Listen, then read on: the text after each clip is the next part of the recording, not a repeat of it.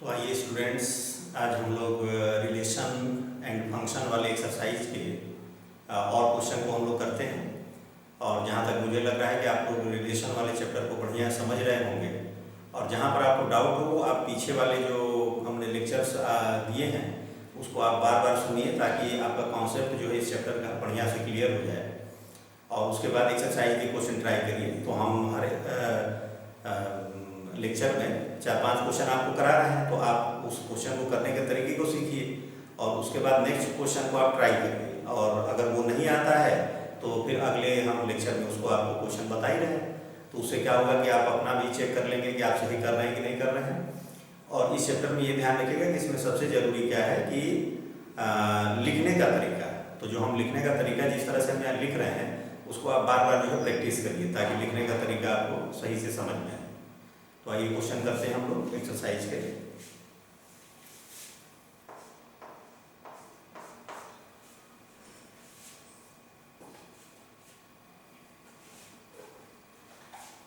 इसमें देखिए question number 10 है इसमें कि give an example of a relation which is symmetric but neither reflexive not transitive. तो इसमें देखिए अलग अलग आपके पास यहाँ जो इसके पार्ट्स हैं क्वेश्चन के, वो हर क्वेश्चन में आप क्या करेंगे, आप सेल्फ अपने से जो है एक सेट डिसाइड करिए और उस सेट पर आप उस रिलेशन को डिफाइन करिए और उसके अकॉर्डिंग आपका क्वेश्चन जो है आगे बढ़ेगा। देखिए जैसे फर्स्ट क्वेश्चन में करा है symmetric but neither reflexive not transitive. तो हमने मान लीजिए सपोज ये relation R is defined on a set A is, अब सेट A क्या है, मान लीजिए हमने ले लिया 1 2 3। तो हमारा रिलेशन देखिए इस तरह से डिफाइन किया गया है R इक्वल टू। अब देखिए रिलेशन इस तरह से डिफाइन करना है कि ये सिमेट्रिक तो हो but neither reflexive not transitive. तो इसमें देखिए हम लोग ऐसे कर ले रहे हैं, हमने जैसे मान लीजिए ले लिया 1 2 और 2 1 ले लिया, ठीक है। तो अब आप अगर यहाँ पर ध्यान से देखें तो इसमें देखिए रिफ्लेक्सिव होने के लिए क्या नेसेसरी था कि 1 1 2 2 3 3 होना चाहिए था। तो इसमें देखिए ना तो 1 1 है, ना 2 2, ना 3 3, तो ये रिफ्लेक्सिव तो है ही नहीं है। पहला तो ऐसे ही हो गया। दूसरी चीज सिमेट्रिक होना है, तो सिमेट्रिक होने के लिए आपको याद होगा कि A B belongs to R then B A also belongs to R. तो देखिए इसमें 1 2 बिलोंग कर रहा है, 2 1 भी बिलोंग कर रहा है, इसका मतलब ये रिफ्लेक्सिव है। अब ट्रांजिटिव के लिए क्या होना चाहिए था कि 1 2 2 1 मतलब ए बी बी सी, तो ए सी भी होना चाहिए था। मतलब इसमें अगर 1 1 भी होता तो ये ट्रांजिटिव हो जाता। तो इसमें देखिए आप 1 1 नहीं है, इसलिए ये जो है ट्रांजिटिव भी नहीं है। तो आप यहाँ पर लिख दोगे since for all A belongs to set A does not belong to R, so R is not transitive, R is not reflexive.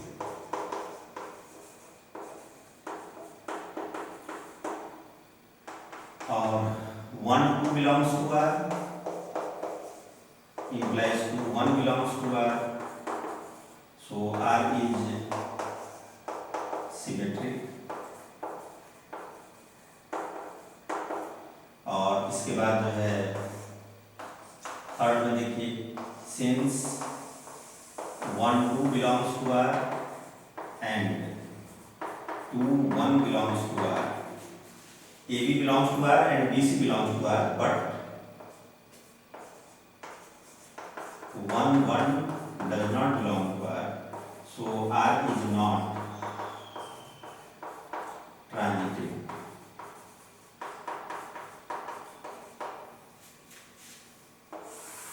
देख रहे हैं। अब इसी तरह से सेकेंड पार्ट पे आइए। सेकेंड है आपका transitive but neither reflexive not symmetric. तो ये सेकेंड हम लोग लेते हैं।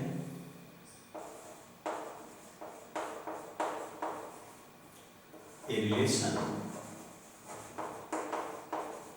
defined on set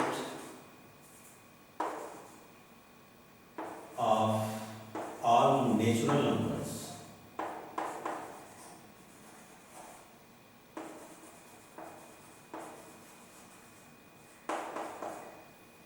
as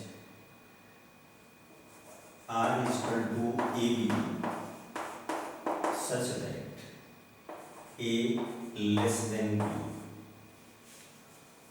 यहाँ से आप देखें ये जो रिलेशन यहाँ पर डिफाइंड किया गया है, इस रिलेशन में अगर आप ध्यान से देखें तो हम लोगों को देखिए ये शो करना है कि ये जो है ट्रांजिटिव तो है ये, लेकिन नाइदर रिफ्लेक्सिव नॉर सिमेट्रिक। तो आप देखें ध्यान से, हालांकि ये क्वेश्चन हम लोग पहले भी किए हुए हैं। तो आप देखो, since for all A belongs to natural number, A is not less than A। A कभी भी A से छोटा तो हो नहीं सकता। तो इसका मतलब क्या, this implies A does not belong to R, so R is not reflexive। Second क्या है, let AB belongs to R। A B belongs to R देखिए क्या इम्प्लाइज करेगा कि ए लेस देन बी, लेकिन अगर ए लेस देन बी है तो बी कभी भी ए से छोटा नहीं होगा, बी ग्रेटर देन हो जाएगा। तो b is not less than a. कहानी समझ में कि बी ए से बड़ा है तो सीधी बात है कि ए जो है हमारा बी से छोटा होगा। अगर हम इसको रिवर्स करते हैं तो B not less than A होगा। इसका मतलब हो गया कि B A does not belong to R. So R is not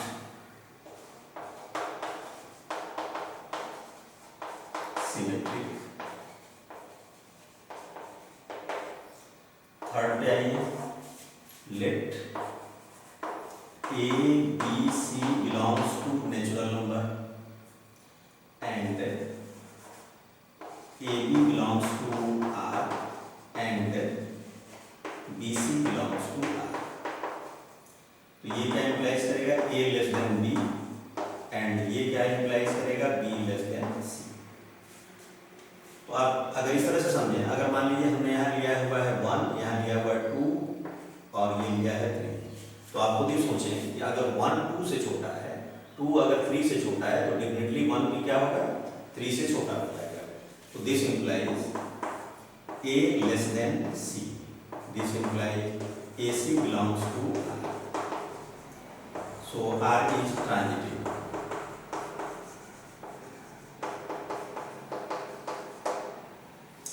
तो ये हम लोगों ने देखिए एक ऐसा रिलेशन डिफाइन किया जो कि क्या है, ना तो रिफ्लेक्सिव है ना ही सिमेट्रिक है, लेकिन ये क्या है, ट्रांजिटिव है। तो ध्यान रखिएगा ये क्वेश्चन रियल में इसलिए बनाया गया है एक्सरसाइज में कि इसके पहले जो आपने जो क्वेश्चंस प्रैक्टिस किए हैं वो अपने दिमाग में आपने बैठा लिया है कि नहीं, क्योंकि उसी को देखिए ये इनडायरेक्ट वे में दे रहा है। इसके पहले क्वेश्चन क्या था कि आपको रिलेशन डिफाइन किया जा रहा था और आपको प्रूव करना रहा था कि ये रिफ्लेक्सिव है, सिमेट्रिक है, ट्रांजिटिव है, लेकिन यहाँ पर आपसे पूछा जा रहा है कि भाई आप खुद से अब आप ऐसे रिलेशन बनाओ जो ये कंडीशन करें उसको वो फॉलो करें। तो सीधी बात है कि आप इस तरह के क्वेश्चन को करने के लिए इसके पहले जो आपने क्वेश्चंस किए हैं उसको एक बार रिवाइज कर लीजिए, अपने दिमाग में बैठा लीजिए। तो इसके आप जितने भी पार्ट हैं तुरंत कर लेंगे। जैसे एक हम और आपको बताते हैं, नेक्स्ट फिर आप अपने से करिएगा।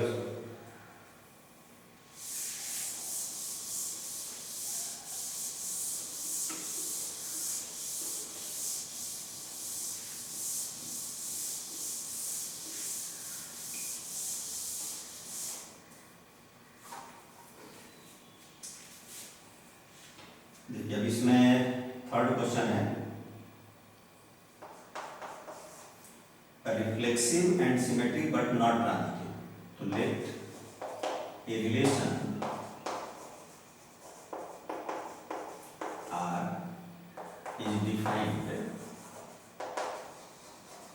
on a set A is equal to 1 2 3 as R is equal to, अब देखिए क्या हमको डिफाइन करना है कि रिफ्लेक्सिव है, सिमेट्रिक भी है, बट नॉट ट्रांजिटिव। तो आप देखिए इसमें हम 1 1 ले रहे हैं, 2 2 ले रहे हैं और 3 3 हम ले रहे हैं। तो देखिए रिफ्लेक्सिव तो हो गया ये। अब इसके साथ इसको क्या करना है, हम लोगों को सिमेट्रिक भी लेना है। तो सिमेट्रिक के लिए आप इसमें क्या करें, आप ले लें 2 3 1 2 2 3 कर लेते हैं, 2 3 कर लिया और साथ में हमने 3 2 कर लिया। तो अब अगर आप इस पर ध्यान दें तो ये 2 3 3 2 लेकिन 2 2 भी है, लेकिन हम लोग को ट्रांजिटिव इसको नहीं लेना, मतलब ट्रांजिटिव इसमें नहीं आना चाहिए। रिफ्लेक्सिव तो आए, सिमेट्रिक भी है, लेकिन transitive, reflexive and symmetric but not transitive. अच्छा, तो इसमें हम लोग कर ले हैं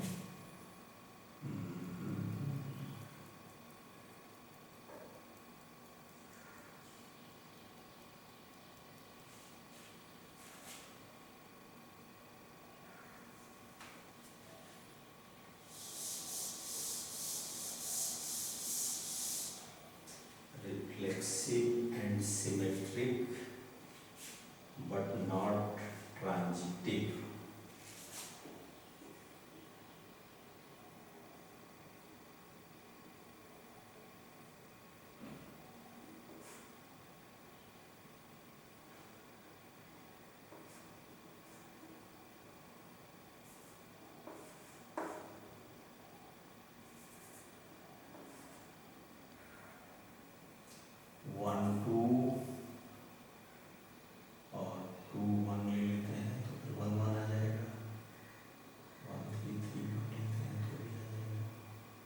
इसके लिए हम लोग जो है एक अलग रिलेशन डिफाइन करते हैं।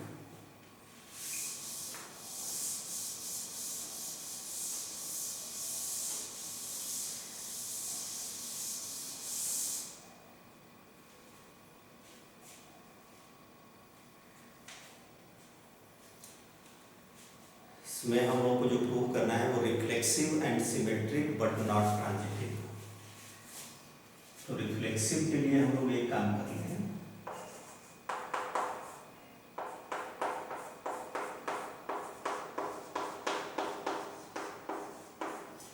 ये तो देखिए हमारा रिफ्लेक्सिव, इसमें जैसे 1 1 2 2 और 3 3 हमने ले लिया, तो ये रिफ्लेक्सिव तो हो गया। रिफ्लेक्सिव के लिए तो ये जरूरी है कि उस सेट के ऑल एलिमेंट सेल्फ से रिलेटेड होने चाहिए। इसके बाद हम देखिए इसमें ले रहे हैं 1 2 और 2 3। देखिए 1 2 ले लिया, 2 3 ले लिया। अगर हम 1 3 इसमें नहीं लें तो ये ट्रांजिटिव नहीं होगा, लेकिन रिफ्लेक्स ये सिमेट्रिक बनाना है तो 1 2 है तो सीधी बात है 2 1 भी होना चाहिए, 2 3 है तो 3 2 भी होना चाहिए। तो ये देखिए एक ऐसा रिलेशन बन गया जो आपका रिफ्लेक्सिव हो गया, साथ में देखिए सिमेट्रिक हो गया। 1 2 बिलोंग्स टू R एंड 2 1 भी also, 2 3 belongs to R and 3 2 belongs to R। तो ये आपका रिफ्लेक्सिव भी हो गया, सिमेट्रिक भी हो गया। अब ट्रांजिटिव, तो ट्रांजिटिव के लिए देखिए तो आप ऐसे आप लिखोगे since for all A belongs to set A belongs to R. So R is reflexive.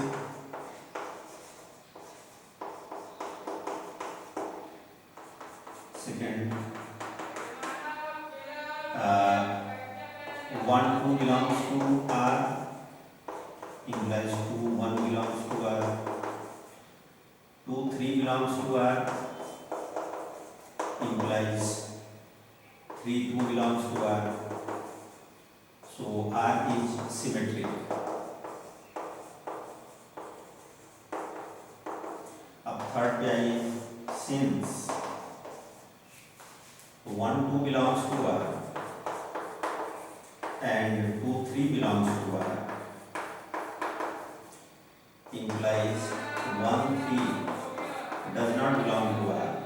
So R is not transitive. इस तरह से ये एग्जाम्पल हो गया। तो ऐसे ही आप जो है क्वेश्चन के अकॉर्डिंग समझ करके और आप रिलेशन को डिफाइन कर लेंगे, ठीक है। अब आगे बढ़ते हैं हम। इसमें 2 पार्ट और है, तो उसको आप लोग अपने से ट्राई करिएगा। इससे ये समझ में आएगा कि हमने जो 3 क्वेश्चन आपको बताया वो अच्छे से समझ में आएंगे। अगर तीनों क्वेश्चन समझ में आ गए तो 2 आप जो है वो अपने से कर लीजिए।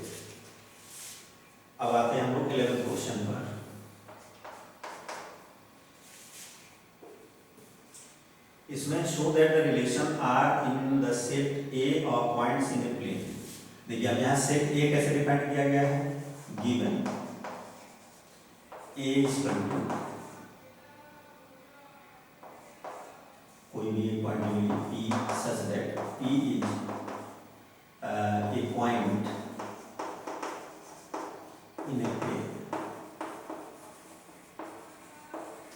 मतलब सेट ए जो है वो किसी प्लेन में जितने भी पॉइंट्स हैं उन पॉइंट्स का जो है सेट है, ये आपको ध्यान रखना है।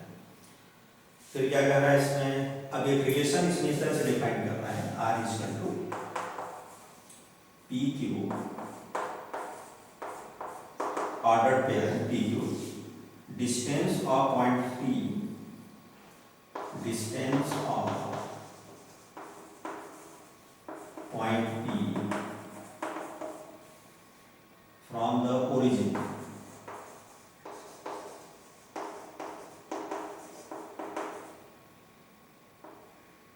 is same as the distance of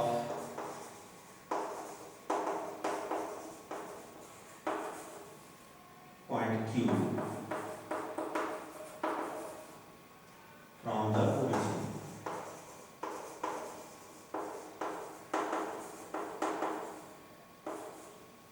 ठीक है, तो अगर हम लोग यहाँ पर ये ले लें कि suppose origin is denoted by O, then according to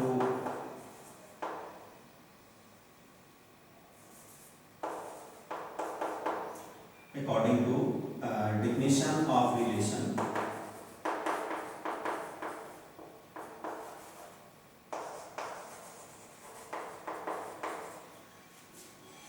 PQ belongs to R implies OP is equal to OQ। ये देखिए ध्यान में रखिए, इसी का हम लोग यूज करेंगे। अब देखिए क्वेश्चन में क्या कर रहा है कि show that this relation is equivalence relation, मतलब हमको ये शो करना है कि इक्विवेलेंस रिलेशन। तो इसके लिए देखिए हम लोग क्या करेंगे, अब देखो OP इक्वल टू OQ है, तो आप ये सोचिए कि अगर हमने प्लेन में कोई भी एक पॉइंट ले लिया तो उस पॉइंट का ओरिजिन से जो डिस्टेंस होगा सेम उसी पॉइंट का ओरिजिन से डिस्टेंस के इक्वल हो जाएगा। कैसे, देखिए for all P belongs to set A, OP is equal to OP, बिल्कुल सही है। कोई भी डिस्टेंस सेम है तो इक्वल होगा ना भाई, 3 is equal to 3, 4 is equal to 4, ध्यान रखिए। तो this implies PP belongs to R, so R is reflexive। R आपका रिफ्लेक्सिव रिलेशन हो गया। सेकंड क्या है, लेट, अब दो पॉइंट हम लोग ले लेते हैं, PQ belongs to set A and P and Q belongs to relation। तो PQ belongs to relation क्या डिफाइन कर रहा है, OP is equal to OQ। अब देखिए OP अगर OQ के इक्वल है तो डेफिनेटली OQ भी जो होगा वो OP के इक्वल होगा। भाई A अगर B के इक्वल है तो B A के इक्वल होगा, और this implies QP belongs to R। PQ belongs to R implies QP belongs to R, so R is symmetric relation।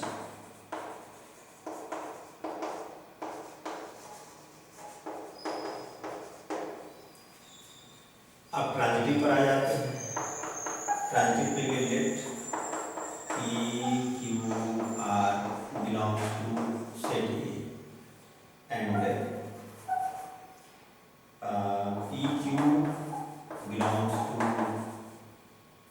relation and QR also belongs to relation। अब P P Q belongs to relation का क्या मतलब है? This implies O P is equal to O Q और this implies O Q is equal to O Q is equal to O Y. अब देखिए from equation O P is equal to O Q और from equation two O Q is equal to Y, मतलब a is equal to b है और b is equal to सी है, तो definitely a is equal to c हो जाएगा। तो this implies OP is equal to OR और this implies यहाँ के अनुसार देखिए OP is equal to OQ है तो PQ बिलोंग्स टू R हो गया, तो यहाँ पर है OP is equal to OR, तो this implies PR belongs to. ध्यान रखिएगा R जो है पॉइंट को रिप्रेजेंट कर रहा है और यहाँ पर R जो है वो रिलेशन, तो this implies R is transitive.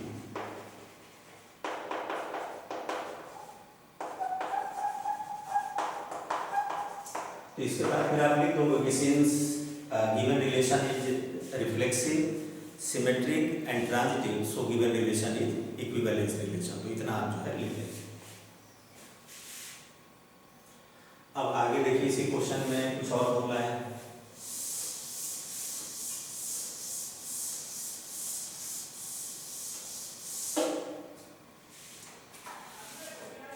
अब देखिए इसी क्वेश्चन में बतौर बता रहा है कि further show that the set of all points related to a point P, एक जैसे आपने प्लेन में कोई भी एक पॉइंट P ले लिया, अब उसको छोड़ करके अदर जितने भी पॉइंट्स हैं कुछ ऐसे पॉइंट्स लिए जा रहे हैं जो कि पॉइंट P से इस तरह रिलेटेड हैं कि P जो है वो ओरिजिन नहीं है, मतलब P is not equal to 0 0 is circle passing through point P with origin as the centre.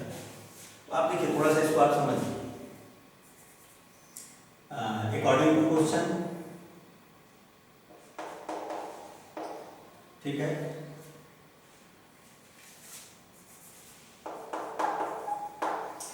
According to question देखिए अब यहाँ पर हम लोग से क्या बोला है, जरा उस स्टेटमेंट को आप पहले लिख लें कि set of all points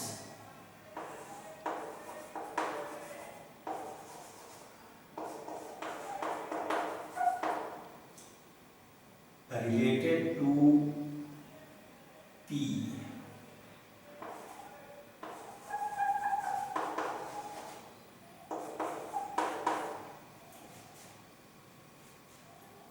set of all points related to point P, और P के बारे में बताया जा रहा है कि ये ओरिजिन नहीं है, बस याद रखना कि P इज नॉट ओरिजिन, हम O लिख रहे हैं सीधा, is circle passing through P with origin at the centre.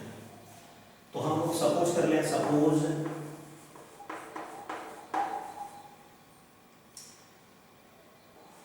N arbitrary point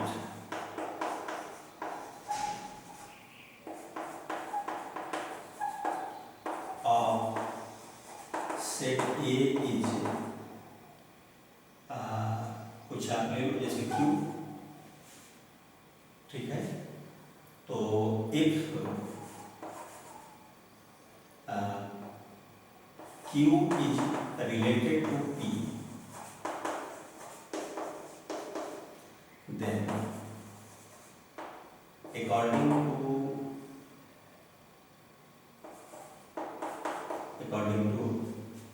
given question या given relation,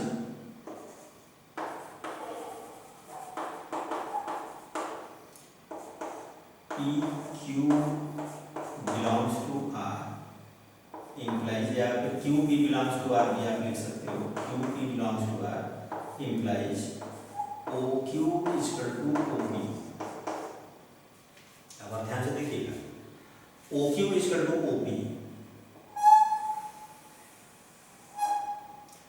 अब यहाँ पर जैसे हमारा ओरिजिन हो गया, ध्यान दीजिएगा ये ओरिजिन है, P एक हमारा गिवन पॉइंट है और Q कोई भी आर्बिट्री पॉइंट है, यहाँ पर यहाँ भी हो सकता है, यहाँ भी हो सकता है, मतलब उसको इस तरह से Q को मूव करना है कि ये डिस्टेंस जो है, ये distance always equal to OP।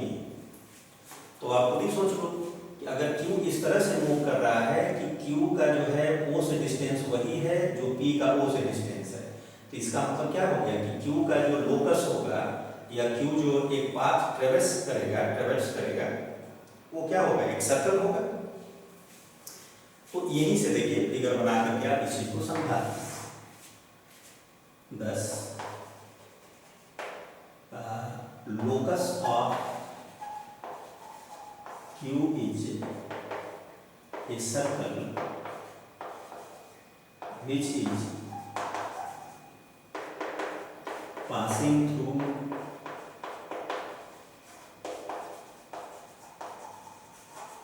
P and the radius of circle is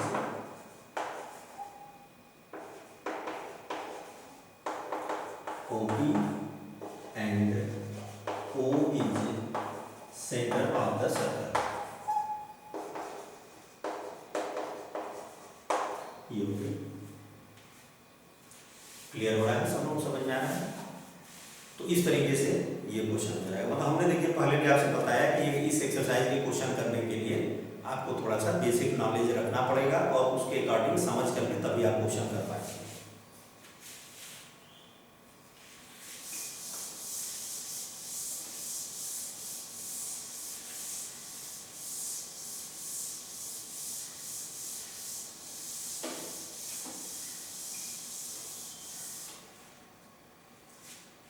वाला क्वेश्चन देखिए, show that the relation are defined in a set A of all triangles as R is equal to। अब A यहाँ पर क्या है, A is P such that P is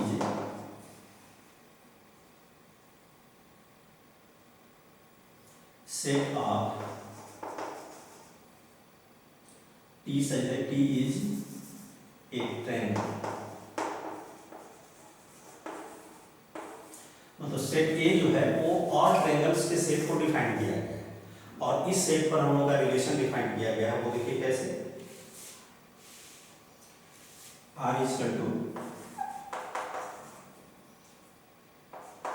T1 T2 such that T1 is similar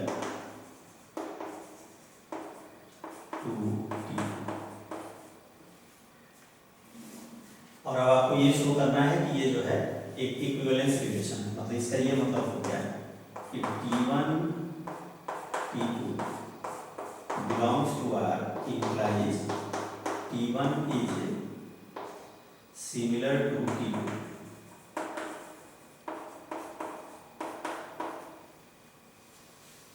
ये अब similar triangle क्या होता है आप याद करिए, आपने 10th क्लास में पढ़ा होगा कि देखिए सिमिलर ट्रायंगल हम लोग उन ट्रायंगल्स को बोलते हैं जिनके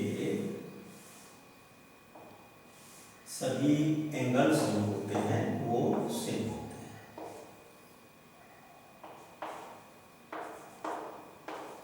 देखिए जैसे इसका ये एंगल मान लीजिए है अल्फा है, तो इसका भी एंगल अल्फा होगा, ये एंगल बीटा है, ये भी बीटा होगा, ये गामा है, ये भी गामा होगा। और इन ट्रायंगल्स की एक खास बात भी होती है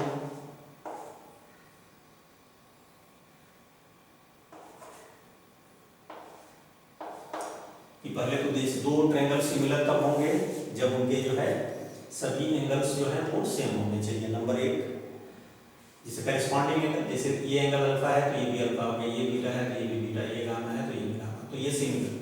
और इनकी एक प्रॉपर्टी और होती है कि इनके जो करस्पॉन्डिंग साइड्स हैं उनका रेशियो सेम होता है। जैसे गामा के सामने, इसके गामा के सामने f है तो ये C/f इक्वल टू बीटा के सामने यहाँ b है और यहाँ बीटा के सामने e है, फिर अल्फा के सामने देखिए यहाँ a है और यहाँ अल्फा के सामने। ये सिमिलर ट्रायंगल की ये प्रॉपर्टी होती है, तो इसको ध्यान रखिएगा। तो यहाँ पर यह है कि जैसे सेट ए क्या है, सभी ट्रायंगल्स का एक सेट हो गया। अब इस सेट के हमने जो है दो ट्रायंगल लिए, मान लीजिए T1 T2, तो ये दोनों तब एक दूसरे से रिलेटेड हैं जब ये T1 और T2 क्या है, सिमिलर है। मतलब इनका रिलेशन तभी बनेगा जब दोनों क्या होंगे, सिमिलर। तो आइए सबसे पहले हमें ये शो करना है कि this relation is equivalence relation. तो सबसे पहले रिफ्लेक्सिव, तो आप समझ ही रहे होंगे कि कोई भी ट्रायंगल है तो सेल्फ के तो सिमिलर होगा ही, क्योंकि आप जैसे एक ट्रायंगल आपने बनाया ABC, ध्यान दीजिए, और फिर इसी ट्रायंगल को आपने इसके नीचे बना दिया ABC, तो भैया जो एंगल ये है वही है, जो एंगल ये है वही है, जो एंगल ये है वही एंगल है, तो सभी कॉरेस्पॉन्डिंग एंगल सेम है दोनों, तो कोई भी ट्रायंगल जो होगा वो सेल्फ के सिमिलर तो होगा ही। तो इस चीज को आप लिख दोगे कि सिंस every triangle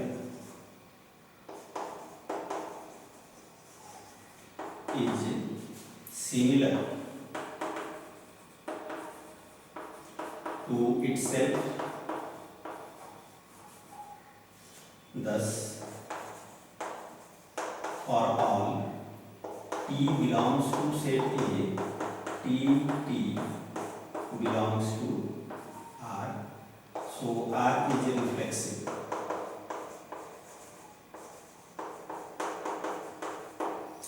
अब सिमेट्री दिखाना है, तो अब आप देखो यहाँ पर जैसे मान लीजिए एक ट्रायंगल हमने ये लिया था T1 और ये ट्रायंगल लिया था T2, तो आप खुद ही देखो अगर T1 जो है वो T2 के सिमिलर है तो क्या T2 T1 के सिमिलर नहीं होगा? डेफिनेटली होगा। तो आप यहाँ पर क्या लिखोगे? Let T1 T2 belongs to set A and T1 T2 belongs to relation, this implies T1 is similar to T2, तो ये implies करेगा T2 is similar to T1, this implies T2 T1 belongs to R, so R is symmetric। अब आते हैं transitive पर।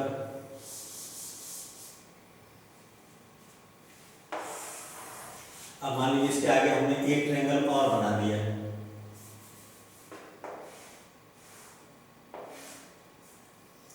ये है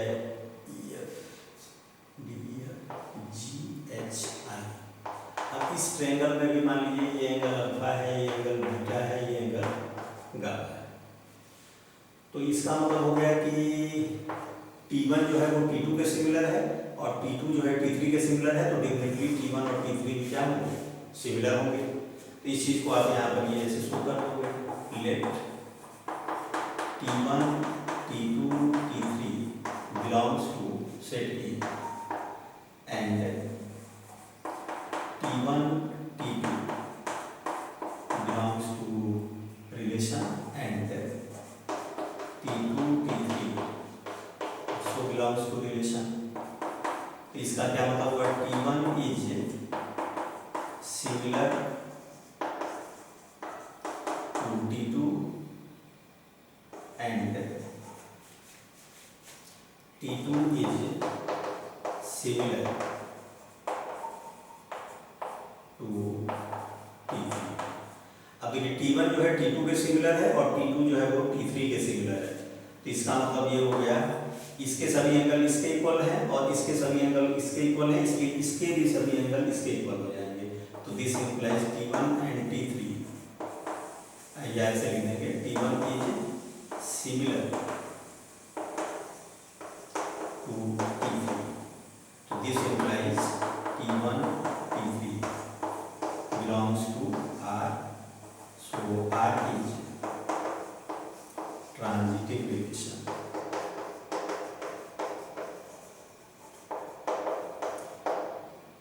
clear हो रहा है? तो इस तरह से आप इसके बाद फिर वो ये स्टेटमेंट लिख देंगे कि since R is reflexive, symmetric as well as transitive, so R is equivalence relation. तो इतना एक पार्ट इसका कंप्लीट हो गया। जैसे इस तरह के क्वेश्चन जब भी आएंगे तो 4 मार्क्स में आएंगे, 1 मार्क्स इन सब पे मिलेगा और इसके बाद एक क्वेश्चन जिसमें आगे से और ऐड कर दिया तो उसका 1 मार्क्स अलग से आपको मिलेगा। देखिए वो क्या है।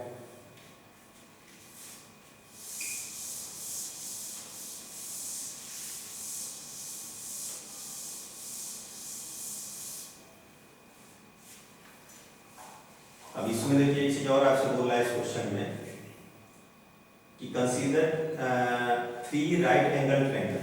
एक ट्रायंगल देखिए ये ले रहा है, एक ट्रायंगल है जिसके साइड्स हैं 3, 4, 5।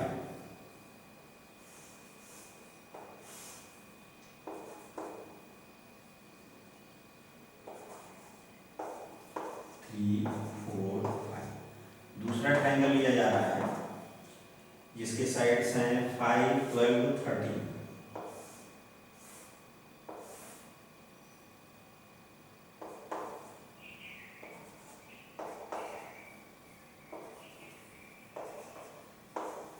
और थर्ड ट्रायंगल लिया गया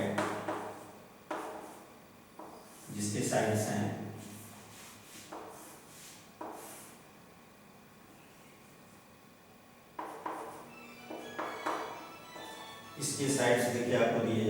6, 8, 10। अब आपसे ये पूछ रहा है कि which triangle among T1, T2 and T3 are related. मतलब इन तीनों में से कौन ट्रायंगल है जो एक दूसरे से रिलेट कर रहा है। रिलेट मतलब इस तरह से कि T1 is similar to T2, क्या ये इसके सिमिलर है या ये इसके सिमिलर है या ये इसके सिमिलर है। तो सिमिलर ट्रायंगल की देखिए हमने प्रॉपर्टी बताई थी कि एंगल सेम होने चाहिए, करस्पॉन्डिंग एंगल, या फिर उनके करस्पॉन्डिंग साइड्स का रेशियो सेम होना चाहिए। तो आप क्या करोगे, इन सब का रेशियो निकालो। तो जैसे रेशियो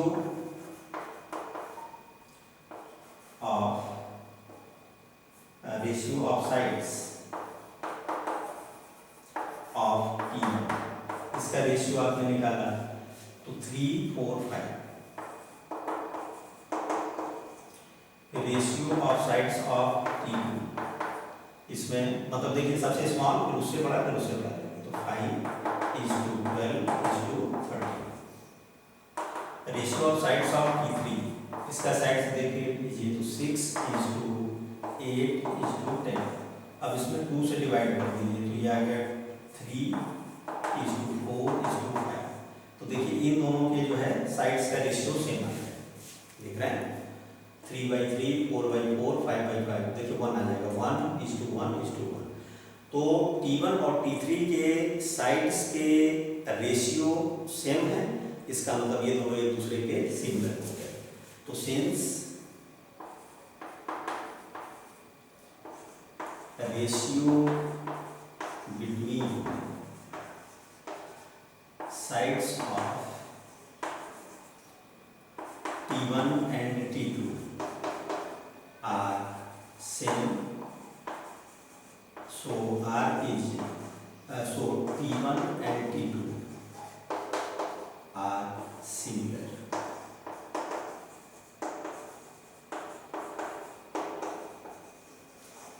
तो ये आपका आंसर हो गया कि T1 और T3 जो है, T3 को है।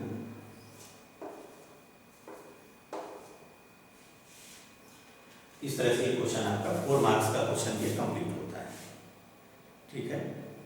इसी तरह से देखिए इसके बाद जो क्वेश्चन है, show that relation R defined in set A of all polygons. तो चलिए ये क्वेश्चन और कर दे रहे हैं 13, और इसके बाद वो क्वेश्चन आप सेव करेंगे।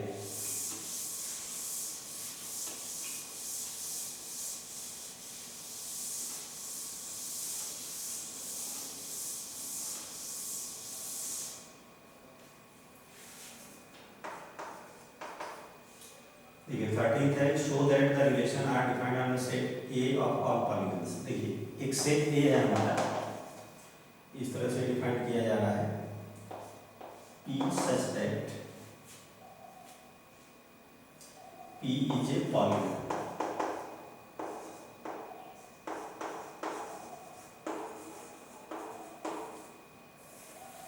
मतलब सेट ए जो है ऑल पॉलीगन्स का एक सेट बनाया गया है और इस पर एक रिलेशन डिफाइन किया गया है। रिलेशन इस तरह से डिफाइन किया गया है कि P1 P2 such that P1 P2 have same number of sides।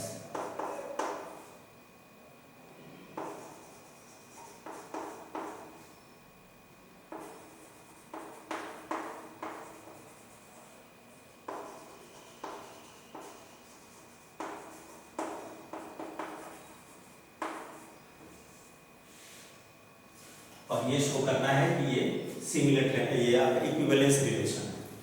तो इसमें भी आइए, सिंस P एंड P, मतलब कोई भी पॉलीगन ले लें, जैसे आपने मान लीजिए पॉलीगन में तो समझ रहे ना, triangle, quadrilateral, pentagon, hexagon, octagon, मतलब कोई भी आप जो है एक ऐसा क्लोज्ड शेप बनाइए।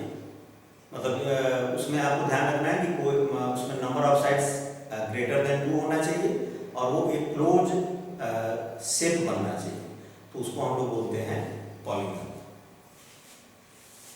तो अगर मान लीजिए आपने पॉलीगन में आपने मान लीजिए ट्रायंगल ले लिया या क्वाड्रिलेटरल ले लिया, तो कोई भी आप जैसे ट्रायंगल लोगे तो उसमें कितने हैं, नंबर ऑफ साइड्स 3 हैं, तो उस जो पॉलीगन का है उसी पॉलीगन से रिलेशन बनाएंगे तो इक्वल हो जाएगा।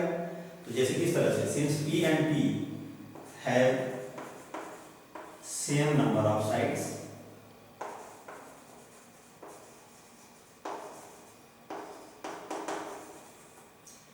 for all P belongs to set, this implies PP belongs to R for all P belongs to set A, so R is reflexive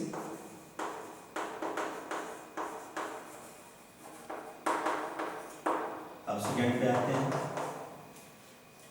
अब आते हैं हम लोग रिफ्लेक्सिव हो गया सिमेट्रिक पर। सिमेट्रिक के लिए देखिए क्या करना होगा, लेट, अब वहां पर दो हम जो है लेते हैं, P Q belongs to set, मतलब P और Q दो पॉलीगन है, ठीक है, और P Q belongs to relation,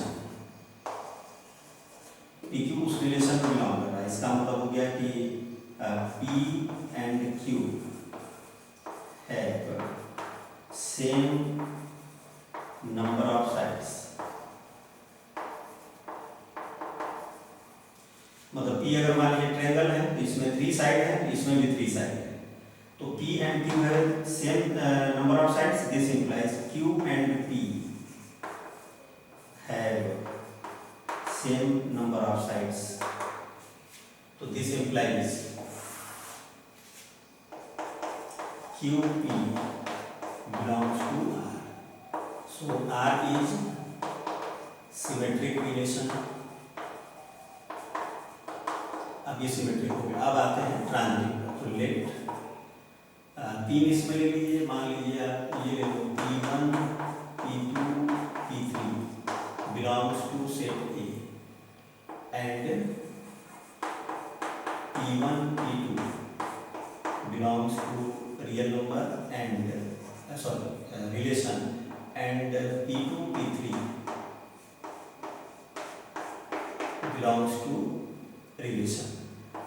अगर P1 P2 इस रिलेशन में बिलोंग कर रहा है, इसका मतलब हुआ कि P1 and P2 have same number of sides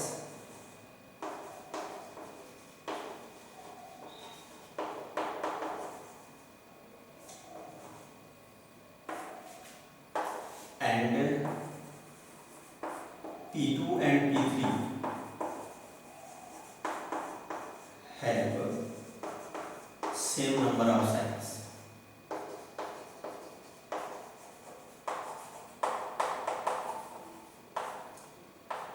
तो P1 P2 में भी नंबर ऑफ साइड्स सेम है और P2 और P3 में भी। देखो P1 में जितने नंबर ऑफ साइड्स हैं उतने ही P2 में है, और जितने P2 में नंबर ऑफ साइड्स हैं सेम उतने ही P3 में है। मतलब इसमें 3 है तो इसमें भी 3, इसमें 3 है तो इसमें भी 3, इसका मतलब P1 और P3 में भी नंबर ऑफ साइड्स क्या होंगे, 3 ही होंगे। तो this implies P1 and P3 have same number of sides।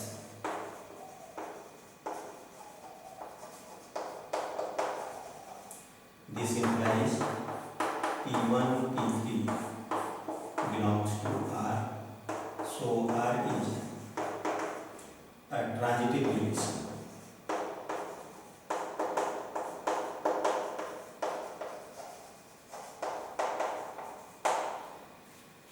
फिर वही एक लाइन आप यहाँ लिख देंगे कि since R is reflexive, symmetric as well as transitive, so R is equivalence relation.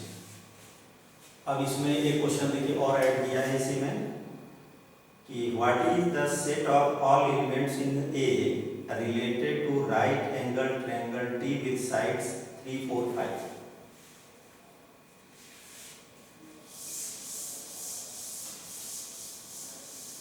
इस क्वेश्चन में थोड़ा सा उलझाने के लिए दिया है लेकिन है बहुत सिंपल सा। देखिए क्या है, आपसे ये बोल रहा है कि what is the set of all elements in A, what is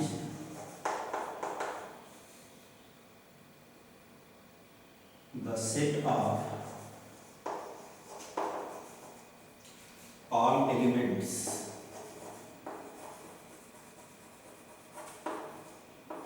in A related to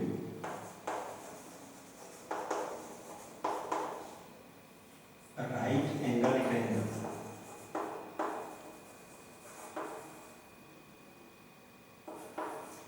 triangle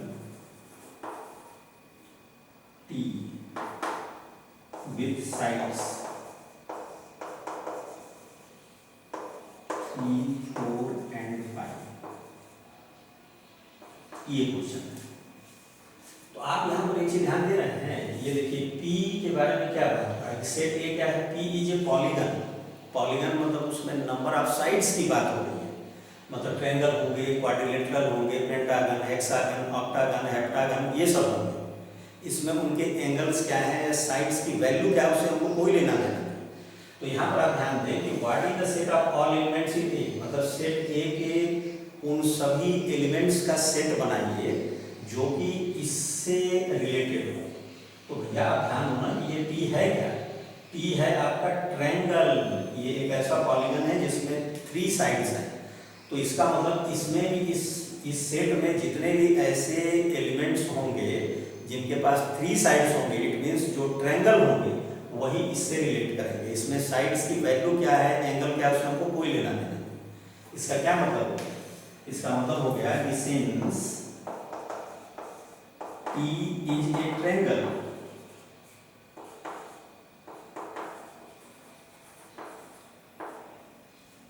ठीक है, so all triangles of set A